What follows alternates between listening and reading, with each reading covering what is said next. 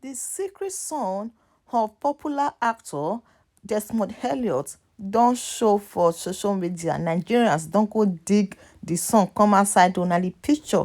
Now they see. So hello, good morning guys. Welcome back again to my channel. And for those of you that have not subscribed, please kindly hit on the bell icon and also subscribe. And for those of you that have already done that, God Almighty will surely bring people that will support you in time of your need. Amen. Okay. Make we go wetin carry us come. Una know say Desmond Elliot him just sit down for hot seat since 1 week now. Since after he don open him mouth make that statement say Nigerian youth na children, and also when he say make dem regulate social media, say no be everything they go dey show for social media. And also when he sit talk say e be like say the Lekki toll gate shooting na scam. He say na photoshop. Na everybody, all the celebrity come for round, they attack am, they attack am here and there. Say why him go reason like that? He when we see things say him still get young brain, you can still join the House of Assembly, then he brain you can turn upside down. You understand? So nine people come talk say before they go change internet, before they go regulate internet, make dem first bring im own secret come outside. And the secret girlfriend or wife now they see for there. So now she be this when he say he born this baby boy when be say now they see for the screen. So and the funniest part of it is that nobody know before say this guy when they look us so say he even they color big woman for outside. No talk of say he get pikin for outside.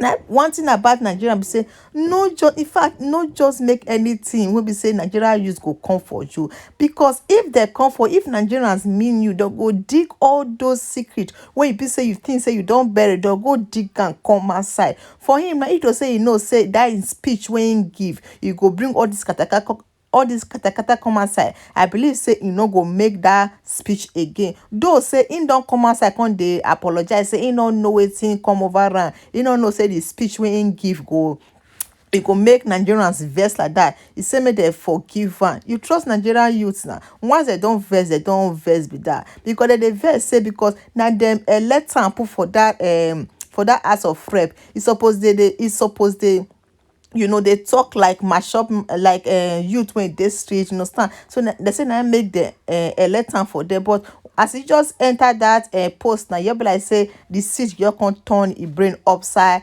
down. Now so and I say show, so the man come dey talk say make they abeg go, make they forgive am. A lot of celebrities, e co-workers, all of the Davido, Ty Savage, all of them come for this, they come for this guy. They come to talk say the guy no just make sense. Wetin him talk no just make sense at all. Why he go talk like that? Now you understand? So now people come say e no just make sense. So now the small boy, the guy fine sha, he just resemble ram. And really if you see the guy say, if you see this pikin, you go know say na Desmond Elliot pikin na be that. See abeg, this one I warning. If you know say your house you use glass say build that, no just fair throw stone. Now wetin dey happen to this Desmond Elliot na be this one. So if you know say, if you say they tell am say those things wey you want talk, you go bring katakata come for your life and also to a marriage. I believe say if for no talk.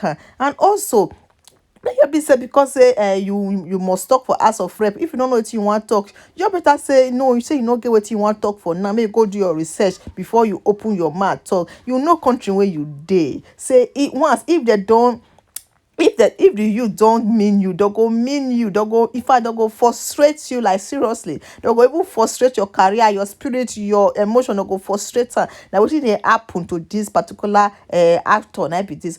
And his wife doesn't say, because his wife say he no know say the man even they call up be somebody for outside. No talk of say he won't even get baby, he won't even get pikin for outside. Now his wife they threaten and say he want file for divorce because the trust don't break. Say because he suffer for this Desmond Elliot. Now when he say, when be say they never even get anything, now he start to dey follow this guy right from university to this time. Why can't be saying that now? You be say God don't still butter their bread, he don't see the maker. Now he know say he want go, now he go shit on her, and he come from through that shitting. the shit come produce pikin come outside. So the woman come say in one comot. Now the baby mama now be this one they see for years. So he say so the own wife come say in one comot leave her. Shona come say no, it never reach like that. To make the at least yes now still na baby. Don't be say he divorce. Don't be say he just go keep person. At least make the wife not just pack it things leave her like this. So they need to settle and where should they go after how many children.